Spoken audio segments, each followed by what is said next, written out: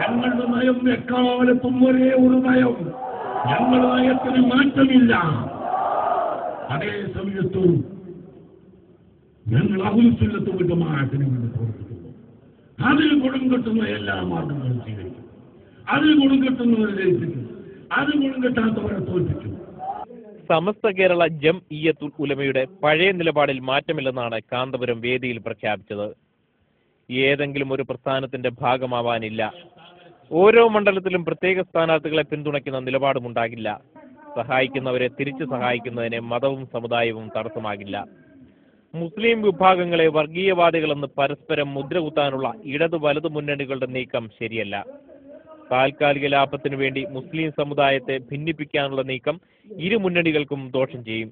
ഏത് വിഭാഗത്തിൽപ്പെട്ടവരോട് ഞാൻ പറയുന്നു, ഇന്ന് നിങ്ങൾ താൽക്കാലിക ആവശ്യത്തിന് വേണ്ടി, താൽക്കാലികമായ നേട്ടത്തിനു വേണ്ടി മുസ്ലിം സമുദായത്തിലെ 10,000-കണക്കിനോ ലക്ഷക്കണക്കിനോ ആളുകളുടെ പേരിൽ അങ്ങോട്ടും ഇങ്ങോട്ടും അവർ വർഗീയവാദികളാണ് എന്ന് പ്രഖ്യാപിക്കുന്നുവെങ്കിൽ ഇതിന്റെ തിരിച്ചടി മുസ്ലിം സമുദായത്തിന് വന്നാൽ അതിന്റെ ഉത്തരവാദി നിങ്ങളായിരിക്കുമെന്ന് ഞാൻ ഓർമ്മിപ്പിക്കുന്നു.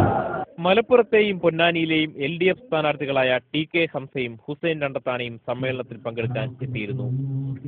മനോരമ ന്യൂസ്, മലപ്പുറം.